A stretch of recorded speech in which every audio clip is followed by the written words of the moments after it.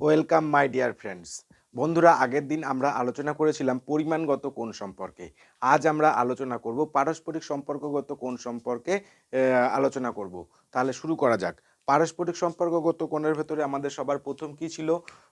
সন্নিহিত কোণ। আমরা সবার প্রথম কি পাচ্ছি? সন্নিহিত কোণ। সন্নিহিত কোণ। বন্ধুরা, সন্নিহিত কোণকে আমরা কি করে বুঝবো? সন্নিহিত কোণের দুটি বৈশিষ্ট্য। একটি বৈশিষ্ট্য, প্রথম বৈশিষ্ট্য হলো এদের শীর্ষবিন্দু একটি হবে, একটি মাত্র শীর্ষবিন্দু হবে এবং তাদের একটি সাধারণ বাহু থাকবে। তার মানে যে কোণের শুধুমাত্র দুটি কোণের একটি মাত্র শীর্ষবিন্দু থাকবে এবং কোণ দুটির একটি সাধারণ বাহু থাকবে। তার মানে সাধারণ বাহু বলতে দুটি কোণের ভেতরে সেই একটি বাহু থাকবে, তবে সেই কোণকে আমরা সন্নিহিত কোণ বলবো। তাহলে কি করা যেতে করা যেতে পারে? যদি যদি এরকম একটা কোণ থাকে, দেখা গেল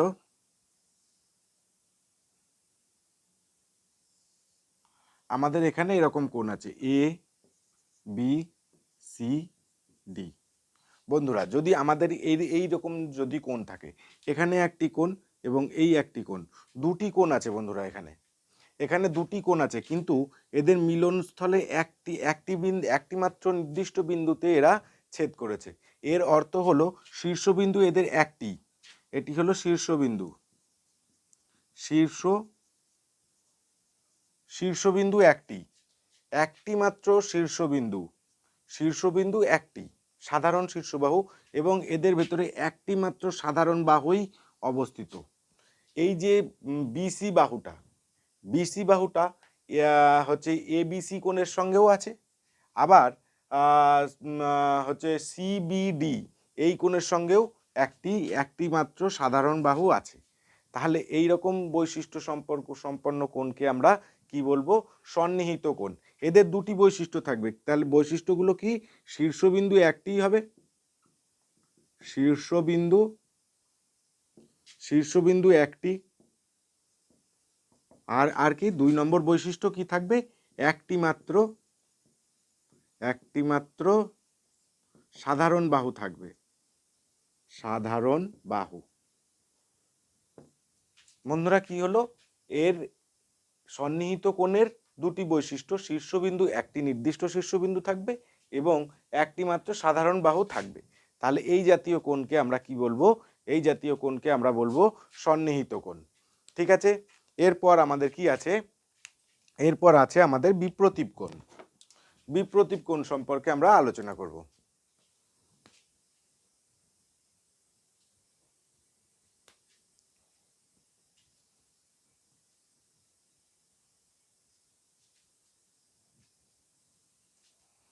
বন্ধুরা, বিপ্রতীপ কোণ।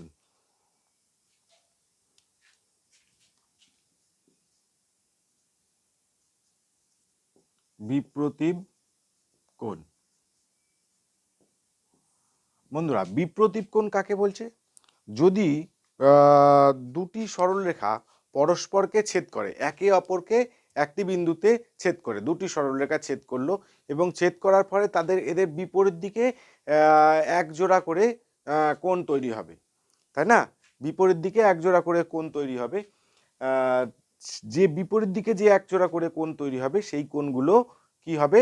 একে অপরের বিপরীত কোণ হবে এবং এই বিপ্রতীপ কোণগুলি পরস্পর সবসময় সমান হয়। তাহলে কি বলতে পারি, কিভাবে দেখাতে পারি বিপ্রতীপ কোণ? যদি যদি এই একটি সরলরেখা এ আর বি, এ বি একটি সরলরেখা, এই এ বি সরলরেখাকে অপর একটি সরলরেখাকে সি এবং ডি ছেদ করলো। এ বি সরলরেখাকে সিডি সরলরেখা ছেদ করলো কি বিন্দুতে? ই বিন্দুতে ধরে নিলাম, ই বিন্দুতে পরস্পরকে ছেদ করেছে, তাই না? ই বিন্দুতে যদি পরস্পরকে ছেদ করে, তাহলে বন্ধুরা দেখো, এই দিকে একটা কোণ তৈরি হয়েছে, এই একটা কোণ, এবং এর বিপরীত দিকে এই একটা কোণ তৈরি হচ্ছে। তাহলে সি ই এ একটি কোণ, আর কি কোণ তৈরি হয়েছে? B E D. এরা একে অপরের বিপ্রতীপ কোণ। আবার এইদিকে কি কোণ তৈরি হয়েছে? এইদিকে একটি কোণ তৈরি হয়েছে সিইবি, আর এইদিকে কোণ তৈরি হয়েছে কি? এইদিকে কোনটা তৈরি হয়েছে কি এ ই ডি, এই যে বিপরীত দিকে একজোড়া করে কোণ তৈরি হয়েছে, এই বিপরীত দিকে তৈরি হওয়া কোণগুলোকে আমরা কি বলি বিপ্রতীপ কোণ। আর এদের প্রধান বৈশিষ্ট্য হলো বিপ্রতীপ কোণ সবসময় সমান হয়। বিপ্রতীপ কোণ বৈশিষ্ট্য হলো কি বিপ্রতীপ কোণ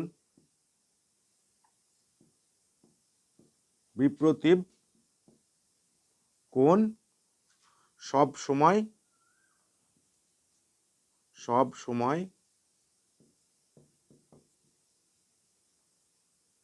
সমান হবে। বিপ্রতীপ কোণ সব সময় সমান হবে। যদি এখানে এই কোণটির মান যদি 30 ডিগ্রি হয় তাহলে এই কোণের মানও কি হবে 30 ডিগ্রি হবে। হ্যাঁ, যদি এই কোণের মান হচ্ছে 100 কত হচ্ছে, যদি এটা 30 হয় তাহলে এটা হবে হচ্ছে 150। বন্ধুরা যদি এটা 150 ডিগ্রি হয় তাহলে এই কোণটার মানও কত হবে 150 ডিগ্রি, তাই না? এটাই হলো প্রধান বৈশিষ্ট্য, বিপরীত কোণগুলো সবসময় বিপ্রতীপ কোণের কি হবে সমান হবে। ঠিক আছে, এরপরে আমাদের কি আছে, এরপরে আছে আমাদের একান্তর কোণ।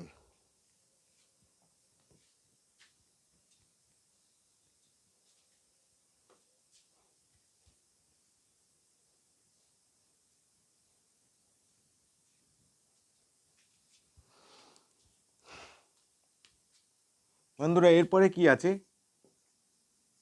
একান্তর কোণ। একান্তর কোণকে আমরা কিভাবে বলবো, একান্তর কোণেরও একটা বৈশিষ্ট্য আছে, সেই বৈশিষ্ট্য হলো একান্তর কোণও পরস্পর সবসময় সমান হয়।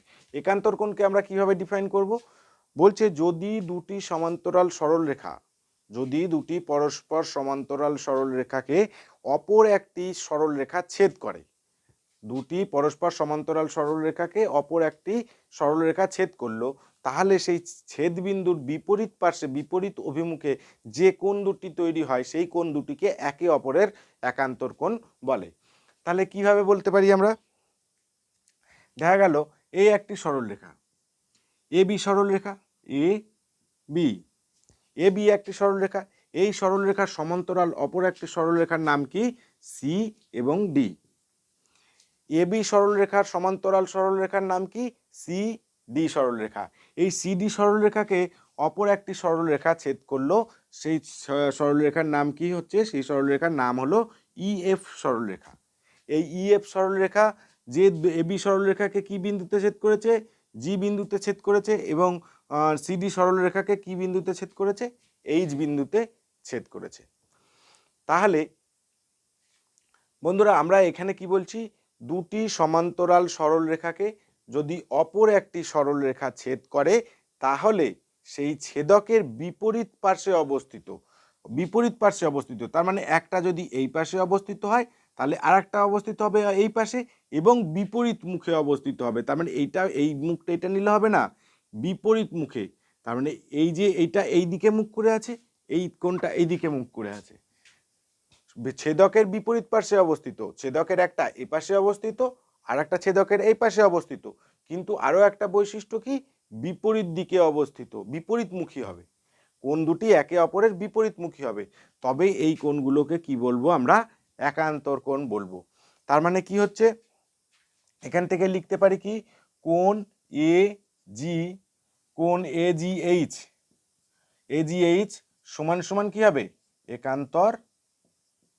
একান্তর কোণ কি হবে, একান্তর হচ্ছে জি এইচ ডি বা ডিএইচ জি, যাই বলতে পারি জি এইচ ডি, কোণ এ জি এইচ সমান সমান একান্তর জি এইচ ডি। এখানে কিন্তু বন্ধুরা আরো একটা একান্তর কোণ আছে, আরো একটা একান্তর কোণ কোনটা, এই যে এই কোণটা আছে আমাদের, এই কোণটার সঙ্গে একান্তর কোণ আর একটা কি আছে, এটা ছেদকের এই পাশে অবস্থিত, তার মানে ছেদকের এই পাশে আর একটা কোণ থাকবে কিন্তু বিপরীতমুখী, সেই কোণটা হলো এইটা, তাই না? এরা পরস্পরের কি হচ্ছে একান্তর কোণ। আর বৈশিষ্ট্য কি, এরা কিন্তু পরস্পরের সঙ্গে সমান হবে। তাহলে আমরা কি লিখতে পারি, কোণ সি এইচ জি সমান সমান কোণ কি হচ্ছে একান্তর, অবশ্যই একান্তর কোণ কি হবে BGH, কোণ BGH। একান্তর কোণেরও বৈশিষ্ট্য হলো এরা পরস্পরের সঙ্গে সবসময় সমান হবে। ঠিক আছে, এরপরে আমাদের কি আছে অনুরূপ কোণ। এরপর বন্ধুরা আমাদের কি আছে অনুরূপ কোণ। আমরা ছবিটা মুছলাম না, এখানে ছিল AB, এটা হলো CD, তাই না? তাহলে এরপরে আমরা কি পাচ্ছি একান্তর কোণ। একান্তর কোণ হলো অনুরূপ কোণ। অনুরূপ কোণ বন্ধুরা, অনুরূপ কোণের সংজ্ঞায় আমরা কি বলতে পারি? অনুরূপ কোণের ক্ষেত্রেও কি হবে, দুটি সমান্তরাল সরলরেখাকে যদি একটি নির্দিষ্ট সরলরেখা ছেদ করে, তাহলে সেই ছেদকের অনুরূপ কোণ একই পার্শ্বে অবস্থিত হবে এবং একই অভিমুখে অবস্থিত হবে। একান্তর কোণের ব্যাপারটা কি ছিল? একান্তর কোণ ছিল ছেদকের বিপরীত পার্শ্বে অবস্থিত, একটা ছেদকের এই পাশে অবস্থিত, একটা ওপাশে অবস্থিত এবং বিপরীতমুখী। কিন্তু অনুরূপ কোণের ক্ষেত্রে হবে কি, এরা ছেদকের একই পার্শ্বে অবস্থিত হবে এবং একই অভিমুখে অবস্থান করবে। তাহলে আমরা যদি এগুলো মুছে দিই, কোণগুলো আমাদের আর লাগছে না।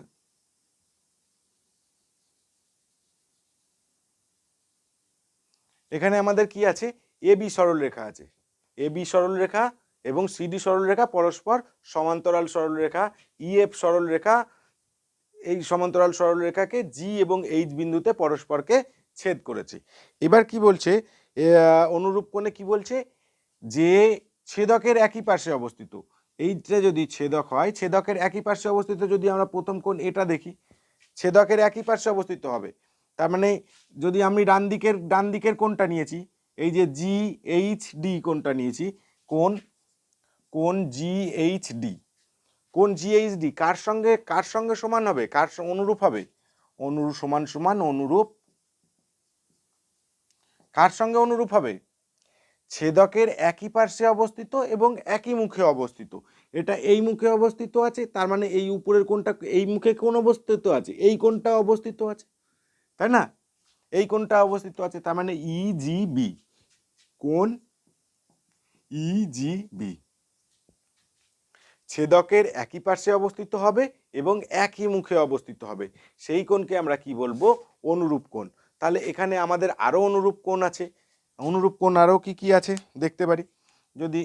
আমরা যদি এই কোণটাকে ধরি, তাহলে এই কোণের অনুরূপ কোণ কোনটা? এটা, তাই না? এই কোণের অনুরূপ কোণ কি হচ্ছে? তাহলে কোণ আমরা কি লিখতে পারি? কোণ CHG সমান সমান কি হবে? অনুরূপ কি হচ্ছে? কোণ AGE, কোণ AGE। সেরকম এখানে আরো অনুরূপ কোণ আমরা বার করতে পারি। যদি আমরা এখানে এই কোণটাকে ধরি, তাহলে এই কোণটার AGH এর অনুরূপ কোণ কোনটা হবে? এটা হবে।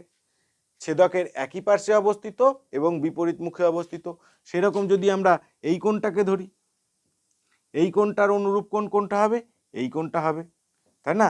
ছেদকের একই পার্শ্বে অবস্থিত এবং একই অভিমুখে অবস্থিত। তাহলে এই গেল আমাদের অনুরূপ কোণ। বন্ধুরা, তোমাদের বুঝতে কোনো জায়গায় অসুবিধা হলে অবশ্যই আমাকে কমেন্ট করে জানাবে, আমি তোমাদের কমেন্টের উত্তর দেওয়ার চেষ্টা করব। ঠিক আছে, এরপর আমরা কি করব? অন্তকোণ। অন্তকোণ আছে আর বহিকোণ।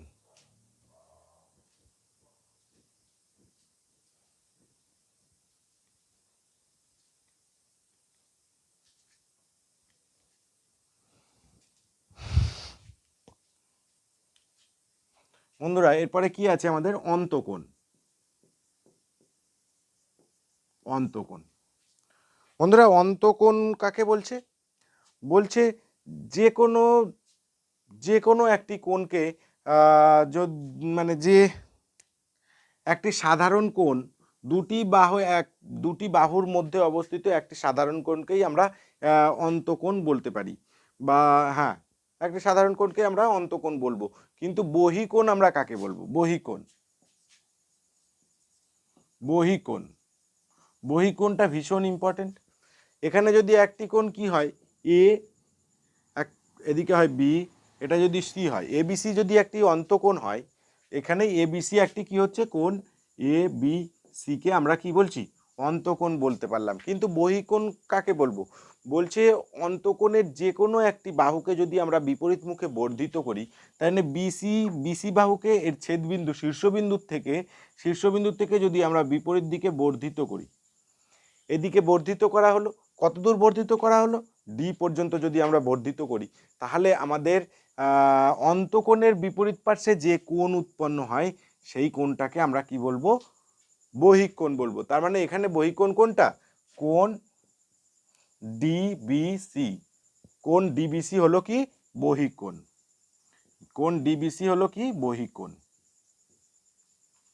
ঠিক আছে, কোনো অন্তকোণের শীর্ষবিন্দু থেকে অবস্থিত যে কোনো একটি বাহুকে যদি আমরা বিপরীত দিকে বর্ধিত করি, তাহলে বর্ধিত হওয়ার পরে অন্তকোণের বিপরীত পার্শ্বে যে নির্দিষ্ট কোণ উৎপন্ন হয় সেই কোণকে আমরা কি বলবো, বহিকোণ বলবো। ঠিক আছে, এরপর আমাদের কি আছে, এরপর আছে আমাদের পূরক কোণ এবং সম্পূরক কোণ। পূরক কোণ এবং সম্পূরক কোণ আমাদের পরীক্ষার জন্য ভীষণভাবে ইম্পর্টেন্ট। যে কোনো পরীক্ষাতে পূরক কোণ এবং সম্পূরক কোণ থেকে এর আগে বহু কোশ্চেন এসছে, এবং অন্তকোণ বহিকোণের কনসেপ্টের উপর ভিত্তি করে কোণের মান নির্ণয়, এই ধরনের জিনিস আমাদের পরীক্ষার আগে সমস্ত ধরনের পরীক্ষাতে আমরা পেয়েছি। তাহলে আমরা এখন কি করব, পূরক কোণ। পূরক কোণ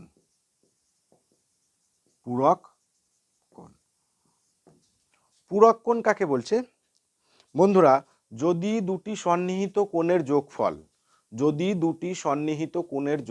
যদি 90 ডিগ্রি হয়ে থাকে, তবে সেই কোণকে আমরা কি বলবো, পূরক কোণ বলবো। হ্যাঁ, পূরক কোণ কি বলবো, এরকম যদি একটি কোণ হয়ে থাকে, তাহলে কি হচ্ছে, যদি আমরা নাম দিই এটা এ বি সি, এটা ডি, তাহলে বন্ধুরা এখানে দুটো সন্নিহিত কোণ রয়েছে। এই একটা এই কোণের কোণ এ বি ডি এর সন্নিহিত কোণ কি, কোণ হচ্ছে সিবিডি। এরা পরস্পর কি হচ্ছে, সন্নিহিত কোণ, এবং এই দুটি সন্নিহিত কোণের যোগফল যদি 90 ডিগ্রি হয়, তবে সেই কোণকে আমরা কি বলবো, পূরক কোণ বলবো। তাহলে শর্তটা কি হচ্ছে, পূরক কোণের শর্ত কি হচ্ছে, পূরক কোণ হওয়ার শর্ত হলো এই দুটি সন্নিহিত কোণের যোগফল সবসময় কি হতে হবে, 90 ডিগ্রি হতে হবে বা এক সমকোণ হতে হবে। তাহলে আমরা কি লিখতে পারি শর্ত, কোণ এ বি ডি যোগ কোণ হচ্ছে ডিবিসি, কোণ ডিবিসি সবসময় কি হতে হবে, সমকোণ হতে হবে, এক সমকোণ হতে হবে বা 90 ডিগ্রি হতে হবে, তবেই আমরা এদেরকে পরস্পরের পূরক কোণ বলবো। বন্ধুরা এই ধরনের কোশ্চেনে এমনও দিয়ে দিতে পারে যে একটি পূরক কোণের মান যদি দিয়ে দেওয়া হয়, অপর কোণের মান কত। এখানে যদি এবিডি এর মান বলে দেয়, এবিডি এর মান ধরে দেখা গেল 60 ডিগ্রি দিয়ে দেওয়া হলো, এবিডি এর মান 60 ডিগ্রি দিয়ে দেওয়া হলো, তাহলে বলবে অপর সন্নিহিত কোণের মান কত। তাহলে তখন আমরা অবশ্যই খুব সহজে করে নিতে পারবো, দুটো মিলে তো কি, দুটো কোণের যোগফল যদি 90 ডিগ্রি হয়, একটা কোণ 60 ডিগ্রি দিয়ে থাকে, তাহলে আমরা কীভাবে বার করব, 90 ডিগ্রি মাইনাস তা হচ্ছে কি 60 ডিগ্রি দিয়ে দিয়েছে, আমরা 60 ডিগ্রি বিয়োগ করে দেবো, 90 থেকে 60 ডিগ্রি বিয়োগ করে দিলে 30 ডিগ্রি পেয়ে যাব। তার মানে বন্ধুরা এই কোণের মান কত হবে, 30 ডিগ্রি। খুব সহজেই আমরা বের করে ফেলতে পারবো। তাহলে আমাদের পূরক কোণের কনসেপ্টও নিশ্চয়ই ক্লিয়ার হয়ে গেল। তাহলে এরপর আমরা করব কি, সম্পূরক কোণ।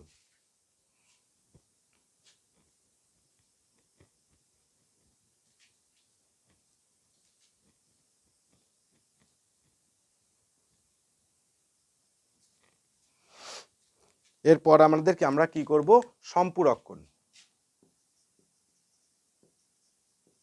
সম্পূরক কোণ বন্ধুরা, পূরক কোণের যোগফল হলো দুটি সন্নিহিত কোণের যোগফল হলো 90 ডিগ্রি, কিন্তু যদি দুটি সন্নিহিত কোণের যোগফল যদি 180 ডিগ্রি হয়, তবে সেই কোণকে আমরা কি বলবো, সেই ধরনের কোণকে একে অপরকে আমরা কি বলবো, সম্পূরক কোণ। ঠিক আছে, একদম সহজ বন্ধুরা। পূরক আর সম্পূরক মনে রাখার সহজ উপায়ে আরও একটা আছে সম্পূরক। সম্পূরক হলো 4টি অক্ষর, সম্পূরকে 4টি অক্ষর আছে, 4টি অক্ষর আছে। আর পূরকে কটি অক্ষর আছে? পূরকে আছে 3টি। 3 মানে কম, 4 মানে বেশি। 3 মানে হলো কম, মানে হলো কম হলো 90 ডিগ্রি। তাহলে দুটি কোণের যোগফল যদি কোনো সময় 90 ডিগ্রি হয়, সন্নিহিত কোণের যোগফল 90 ডিগ্রি হয়, তাহলে কি করব, সেটা হবে পূরক কোণ। আর দুটি সম্পূরক 4টি অক্ষর, তাহলে যদি দুটি সন্নিহিত কোণের যোগফল বেশি, এটা সম্পূরক, বানানেই বেশি, 1 2 3 4, তাহলে যদি 180 ডিগ্রি হয়, তাহলে কি করব আমরা, সেটাকে সম্পূরক কোণ বলবো। এখানে এরকম যদি কোণ কোনো ক্ষেত্রে অবস্থিত হয়ে থাকে, এটা এ বি সি ডি, ঠিক আছে।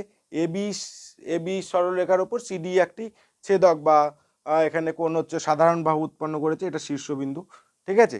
তাহলে এইখানে কি বলতে পারি, দুটো সন্নিহিত কোণের যোগফল কি হতে হবে, 180 ডিগ্রি। তাহলে আমরা কি লিখতে পারি, কোণ এ সি ডি, এটা শর্ত, কোণ এ সি ডি যোগ কোণ ডিসিবি, বা কোণ বিসিডিও লিখতে পারি আমরা, কোণ বিসিডি, এদের দুজনের যোগফল, দুটি সন্নিহিত কোণের যোগফল যদি 180 ডিগ্রি হয়, তবে সেই কোণকে আমরা কি বলবো, পরস্পরের সম্পূরক কোণ। সেরকম একই রকমভাবে যদি এখানে একটি কোণের মান কত 60 ডিগ্রি বলে দেওয়া থাকে, তাহলে অপর কোণের মান আমরা খুব সহজে বের করে ফেলতে পারবো। 180 থেকে বিয়োগ করব 60 ডিগ্রি, তাহলে বেরিয়ে যাবে কত, 120 ডিগ্রি। ঠিক আছে বন্ধুরা, তাহলে আজকে আমরা কি কি আলোচনা করলাম? আজকে আমরা আলোচনা করলাম সন্নিহিত কোণ সম্পর্কে আলোচনা করলাম, বিপ্রতীপ কোণ সম্পর্কে আলোচনা করলাম, একান্তর কোণ সম্পর্কে আলোচনা করলাম, অনুরূপ কোণ সম্পর্কে আলোচনা করলাম, তারপরে অন্তঃকোণ, বহিঃকোণ এবং পূরক কোণ ও সম্পূরক কোণ, এই কটি বিষয়ের উপর আজকে আমরা আলোচনা করেছি। বন্ধুরা, তোমাদের যদি বুঝতে কোথাও অসুবিধা হয়ে থাকে, তাহলে অবশ্যই কমেন্ট করে জানাবে। আর ভিডিওটি যদি ভালো লাগে, তাহলে অবশ্যই লাইক করবে, শেয়ার করবে, আর তোমাদের অন্যান্য বন্ধুদের ভিডিওটি দেখার সুযোগ করে দেবে, ঠিক আছে। আর চ্যানেলটিকে যদি তোমরা এখনো পর্যন্ত সাবস্ক্রাইব করে না থাকো, তাহলে এখনই সাবস্ক্রাইব করে নেবে এই ধরনের ভিডিও পাওয়ার জন্য। থ্যাংক ইউ সো মাচ, আজকের মতো এ পর্যন্তই।